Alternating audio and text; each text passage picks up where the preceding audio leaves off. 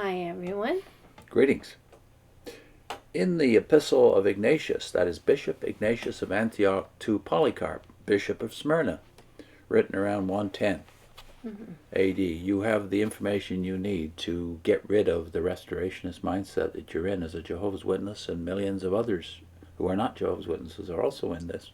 Namely, that somehow the church invented its current doctrine of Christ, that he is divine, sometime between the apostles dying and Constantine. Here you have clear evidence from a generation after the apostles, in the very churches that the apostles have founded, that that's wrong. Yeah. So let's read it. We're going to start with Lightfoot's version of paragraph 3 of the Epistle of Ignatius to Polycarp. So we're just reading one paragraph per chapter here. That's how important this paragraph is. So it's 3. Do not let those who appear to be trustworthy, yet who teach strange doctrines, baffle you. Stand firm, like an anvil being struck with a hammer. It is the mark of a great athlete to be bruised, yet still conquer. But especially we must, for God's sake, patiently put up with all things, that he may also put up with us. Be more diligent than you are. Understand the times. Wait expectantly for him who is above time, the eternal, the invisible, who for our sake became visible, the intangible, the unsuffering, who for our sake suffered, who for our sake endured in every way. So in case you don't get the point, we'll read it now in the Roberts Donaldson version, the Ante-Nicene Fathers. Let not those who seem worthy of credit, but teach strange doctrines, fill thee with apprehension. Stand firm, as does an anvil which is beaten. It is the part of a noble athlete to be wounded and yet to conquer. And especially we ought to bear all things for the sake of God, that he also may bear with us. Be ever becoming more zealous than what you art. Weigh carefully the times. Look for him who is above all time, eternal and invisible, yet who became visible for our sakes, impalpable and impassible, yet who became passible on our account, and who in every kind of way suffered for our sakes. So all these authors are of one mind that what appears to us to be impossible if we're Jehovah's Witnesses or Muslims, or for that matter Orthodox Jews, that God, who is invisible, became visible for our sake. Yeah, took on limitations in order to accomplish connection with us and Savior for us. And notice this, he's above all time. He's outside of time. He created time. So he's not part of time and space, which means he's not created. Yeah.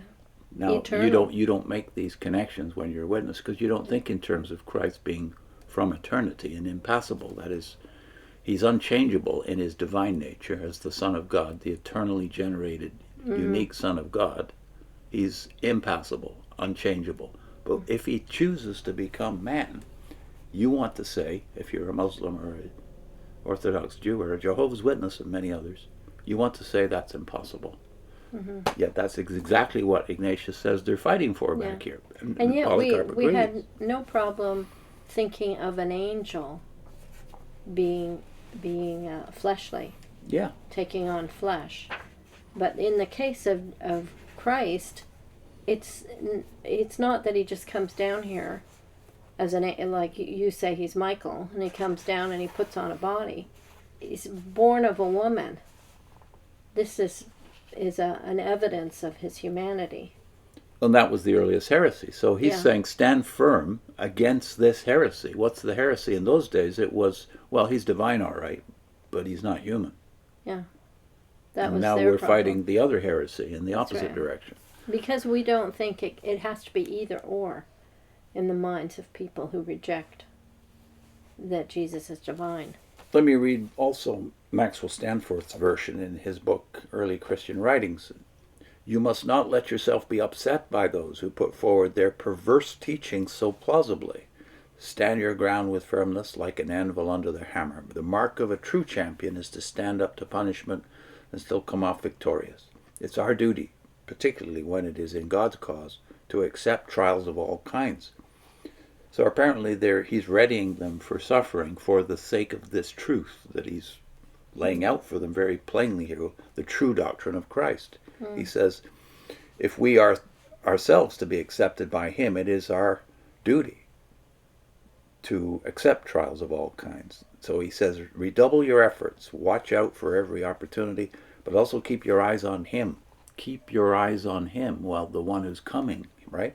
Keep your eyes on him who has no need of opportunities, being outside all time. Or as I think I prefer the translation of Lightfoot and Roberts Donaldson here, is he's saying, look out for him. In other words, keep your eyes not only on him now spiritually. Wait expectantly for him. Waiting for him. Lightfoot says, yeah. He's appeared once already for our sakes, and he's going to appear a second time, Hebrews 9 says, for our sakes again. Yeah. To take us unto himself. Yeah, that phrase, for our sake, is very important. It's a condescension, but it's a necessity for us. And Stanforth, interestingly, sets the type of the rest as if it is a hymn. And that hymn, in his version of it, takes this form. The one being outside of time. Then he starts the hymn portion, the poetic portion. Whom no senses can reveal, was for us made manifest. Who no ache or pain can feel, was for us by pain oppressed. Willing all things to endure, our salvation to procure. So it's very likely that these kind of musical or poetic sections in Paul, as well as in the early church fathers, are hymns or recited creeds that are already being used in the various churches. Well, I think the main thought, the takeaway though, is that the heresy in those days took the docetic form, i.e., yes, he was God, all right, beyond time and space, but if he is God beyond time and space, then he can't become a true human. Yeah. He can appear to be human, but he can't appear as a human. Yeah. So he's just sort of making you believe that he's human. To communicate with you. Yeah. It isn't the same thing you fantasize as a Jehovah's Witness that Jesus puts on fleshly body after he's recreated, as it were, as a spirit on the third day. Kind of tricking you into thinking it's really him. But that's exactly what the early church believed. That's why in the creeds of all those first 4 or 5 centuries you have, I believe in the resurrection of the body and the life everlasting. So the life everlasting is attached to the resurrection of the body, not survival as a spirit or recreation as a spirit.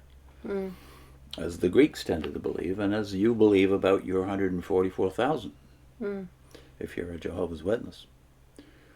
What's our link? We're linking to the first of a series of 3 videos, Deity of Christ in the early church. And that is also available.